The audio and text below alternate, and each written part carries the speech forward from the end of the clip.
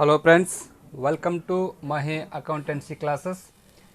ಈ ಒಂದು ಕ್ಲಾಸಲ್ಲಿ ಸೆಕೆಂಡರಿಗೆ ಬರ್ತಕ್ಕಂಥ comparative statement of profit and loss ಅಕೌಂಟನ್ನು ಯಾವ ರೀತಿ ಮಾಡೋದು ಅಂತೇಳಿ ನೋಡೋಣ.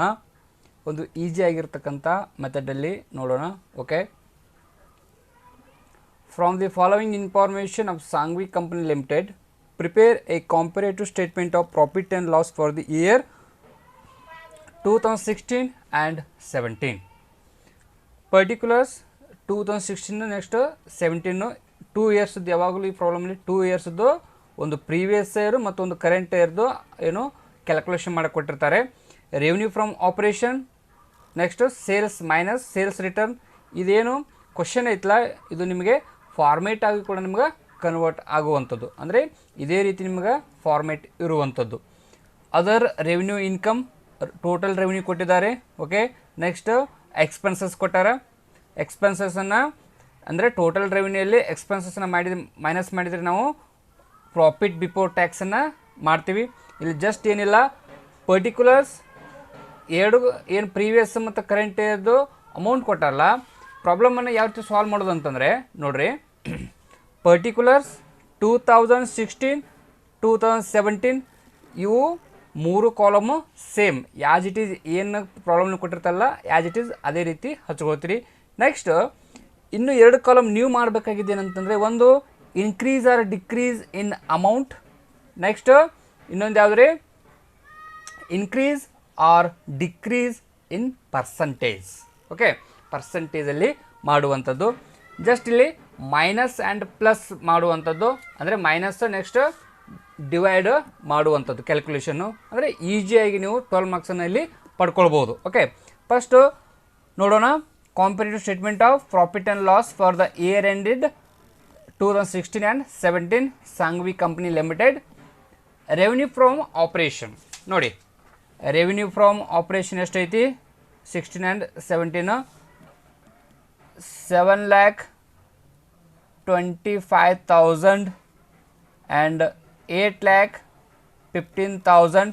ಒನ್ಸ್ ಎಲ್ಲ ಬರ್ಕೊಂಬಿಡ್ರಿ, ಕ್ಲಿಯರ್ ಆಗುತ್ತೆ. ನೆಕ್ಸ್ಟ್ ಸೇಲ್ಸ್ ರಿಟರ್ನ್ ಎಷ್ಟೈತೆ ರೀ 25,000.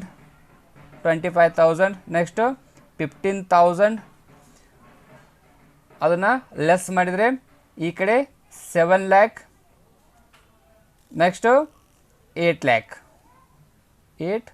lakh.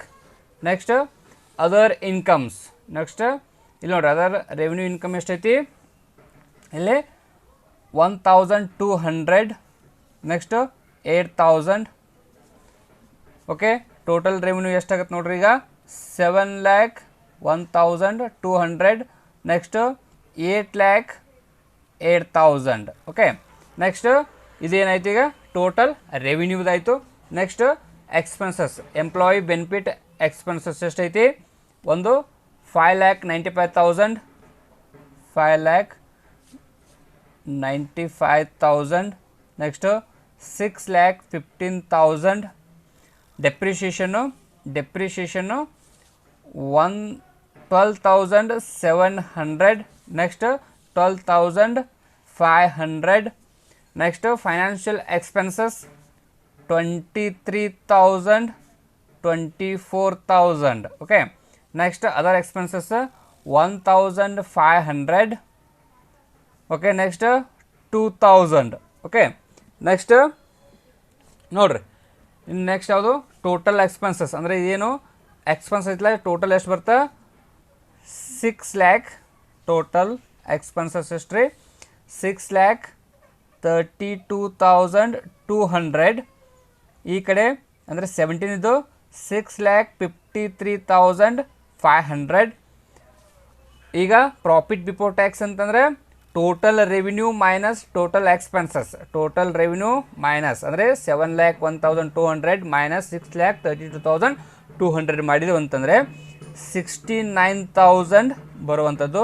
ನೆಕ್ಸ್ಟ್ 1,54,500. ಓಕೆ, ನಾನು ಇಲ್ಲಿವರೆಗೆ ಏನು ಮಾಡಿದ್ನಲ್ಲ, ನಾನು ಅಂದರೆ ಸ್ವಂತ ಮಾಡಿದ್ದಲ್ಲ, ಅಂದರೆ ಪ್ರಾಬ್ಲಮಲ್ಲಿ ಕೊಟ್ಟಂಥದ್ದನ್ನು ಜಸ್ಟ್ ನಾನು as it is copy paste ಮಾಡಿದೆ. ಓಕೆ, ಇನ್ನು ನಮ್ಮ ವರ್ಕ್ ಐತಿ ಏನಂತಂದರೆ ನೋಡೋಣ. ಈಗ ಎಷ್ಟಾಯಿತು ಕ್ವಶನನ್ನು ಆ್ಯಸ್ ಇಟ್ ಈಸ್ ಅಂದರೆ ಆನ್ಸರಲ್ಲಿ ಕೂಡ ಅದೇ ಬರುವಂಥದ್ದು, ಅದಕ್ಕಾಗಿ ಇದು ಅಷ್ಟೇ ಸರಳವಾಗಿರುವಂಥದ್ದು. ನೋಡಿರಿ ಈಗ ಏನು ಮಾಡ್ಬೇಕಂತಂದರೆ revenue from operation first current ಇಯರಲ್ಲಿ ಪ್ರೀವಿಯಸ್ ಇಯರನ್ನು ಮೈನಸ್ ಮಾಡ್ಬೇಕು. ಅಂದ್ರೆ 8,15,000 ಮೈನಸ್ 7,25,000 ಅಂತಂದ್ರೆ ಎಷ್ಟು ಬರ್ತೀರಿ 90,000 ಬರ್ತೈತಿ. ಹೌದಾ 90,000 ಒಂದ್ಸಲ ಎಲ್ಲ ಮುಗಿಸ್ಬಿಡ್ರಿ. ಹೌದಾ ನೆಕ್ಸ್ಟ್ ಕರೆಂಟ್ ಇಯರ್ 15,000 ಮೈನಸ್ 25 ನೋಡಿರಿ ಈ ರೀತಿ ಇದ್ದಾಗ ಅಂದರೆ ಕರೆಂಟ್ ಇಯರ್ ಕಡಿಮೆ ಇತ್ತು ಪ್ರೀವಿಯಸ್ ಇಯರ್ ಜಾಸ್ತಿ ಇತ್ತು ಅಂದ್ರೆ ಮೈನಸ್ ಒಳಗೆ ಬರುತ್ತೆ. ಹೌದಾ ಎಷ್ಟು 10,000 ಇದನ್ನು ಮೈನಸಲ್ಲಿ ಇಟ್ಕೊಳ್ರಿ. ಓಕೆ ನೆಕ್ಸ್ಟ್ 8 ಲ್ಯಾಕಲ್ಲಿ 7 ಲ್ಯಾಕ್ ತೆಗೆದ್ರೆ 1 ಲ್ಯಾಕ್. ನೆಕ್ಸ್ಟ್ 8,000 ಒಳಗೆ 1,200 ತೆಗೆದ್ರೆ 6,800. ಹೌದಾ next 1,06,800. Okay next 20,000 next minus 200 ಯಾಕಂದರೆ 12,500. ಹೌದಾ ಕರೆಂಟ್ ಇಯರ್ಗಿಂತ ಪ್ರೀವಿಯಸ್ ಇಯರ್ ಜಾಸ್ತಿ ಐತಿ ಅದಕ್ಕೆ ಇದನ್ನು ಮೈನಸಲ್ಲಿ ಇಟ್ಕೊಳ್ತೀರಿ. ನೆಕ್ಸ್ಟ್ 1,000. ಹೌದಾ ನೆಕ್ಸ್ಟ್ 5.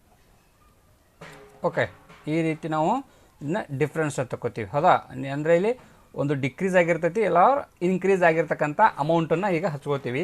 ನೆಕ್ಸ್ಟ್ ಕಾಲಮ್ ಏನೈತಲ್ಲ ಇದನ್ನ ಪರ್ಸೆಂಟೇಜ್ ತೆಗಿಬೇಕಾಗತ್ತೆ. ಹೌದಾ ಪರ್ಸೆಂಟೇಜ್ ತೆಗಿಬೇಕಂದ್ರೆ ಒಂದು ನೋಡೋಣ. ಈಗ ರೆವಿನ್ಯೂ ಫ್ರಮ್ ಆಪರೇಷನ್ ತೆಗಿಬೇಕಲ್ಲ ನಾವೀಗ revenue from operation is equal to absolute increase or decrease ಅಂದರೆ ಏನಿದು ಅಮೌಂಟ್ ಬಂತಲ್ಲ ಈ amount divided by amount of first year.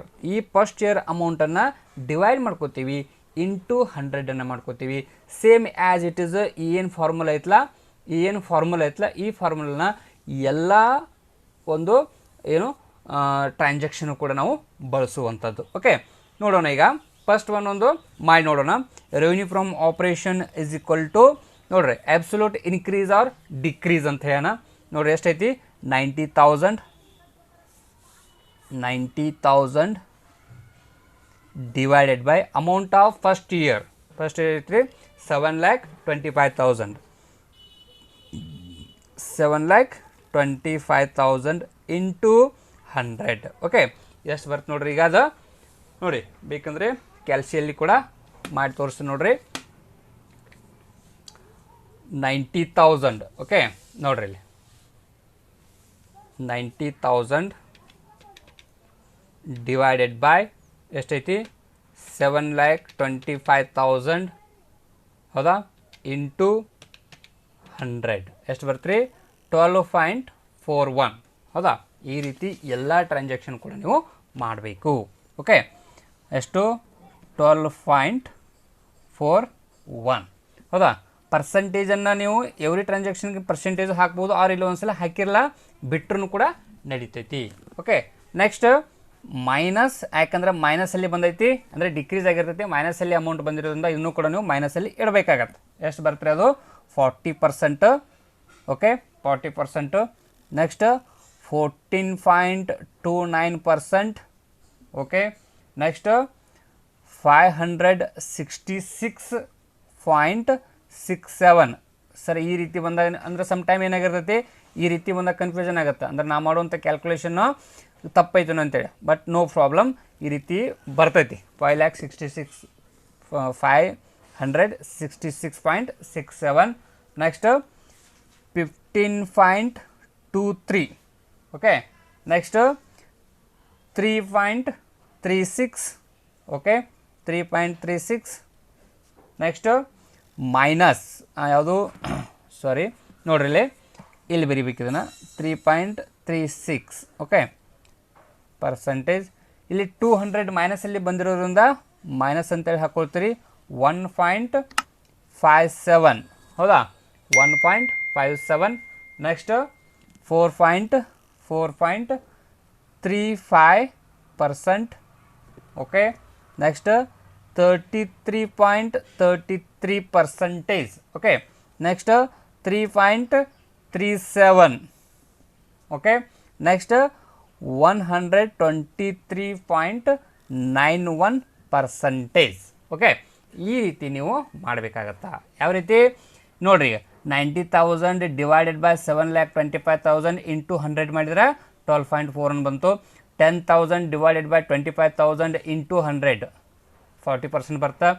1 lakh divided by 7 lakh into 100 ಮಾಡಿದರೆ 14.29 ಬರ್ತೈತಿ. ಈ ರೀತಿ ಏನಂತಂದರೆ ಕ್ಯಾಲ್ಕುಲೇಷನ್ ಮಾಡುವಂಥದ್ದು. ನೋಡಿ, ಯು ವಿಲ್ ಟೇಕ್ ಸ್ಕ್ರೀನ್ಶಾಟ್ ಕೂಡ ತೊಗೊಳ್ಬೋದು. ಓಕೆ, ನೋಡಿ ಇದನ್ನು ಕೂಡ ಬರ್ಕೋಬೇಕಾಗತ್ತೆ. Revenue from operation absolute increase or decrease divided by amount of first year into 100. ಈ ರೀತಿ ಮಾಡಿದಂತಂದರೆ ನಿಮಗೆ ಎನಿ ಕಂಡೀಷನ್ ಒಂದು ಕಾಂಪೇರಿಟಿವ್ ಒಳಗೆ statement of profit and loss ಕೇಳ್ಬೋದು, ಆರ್ ಬ್ಯಾಲೆನ್ಸ್ ಶೀಟ್ ಒಳಗೆ ಕೇಳ್ಬೋದು, ಆರ್ ನೆಕ್ಸ್ಟ್ ಕಾಮನ್ ಸೈಜಲ್ಲಿ ಕೇಳುವಂಥ ಚಾನ್ಸಸ್ ಇರತ್ತೆ. ಈ ಚಾಪ್ಟ್ರಲ್ಲಿ ಒಂದು ನಿಮ್ಗೆ ಅಂದರೆ ಈ ಒಂದು ಚಾಪ್ಟ್ರಲ್ಲಿ 12 ಮಾರ್ಕ್ಸ್ ಕ್ವಶನ್ ಬರ್ತಲ್ಲ, ಇದು ಯಾವುದೇ ಕಾರಣಕ್ಕೂ ನೀವು ಬಿಟ್ಟು ಬರೋ ಹಾಗಿಲ್ಲ, ಆರ್ ಮಿಸ್ಟೇಕನ್ನು ಮಾಡೋ ಹಾಗಿಲ್ಲ. ಯಾಕಂತಂದರೆ ಇದು ಒಂಥರ ಬೋನಸ್ ಇದ್ದಂಗೆ. ಓಕೆ, ಈ ರೀತಿ ಕ್ವಶನ್ನ ಮಾಡ್ತೀವಿ. Thank you very much. ಈ ಒಂದು ವಿಡಿಯೋ ಇಷ್ಟ ಆಗಿತ್ತಂತಂದರೆ ಪ್ಲೀಸ್ ಸಬ್ಸ್ಕ್ರೈಬ್ ಮಾಡಿ, ನಿಮ್ಮ ಫ್ರೆಂಡ್ಸ್ಗೆಲ್ಲ ಶೇರ್ ಮಾಡಿ. Thank you.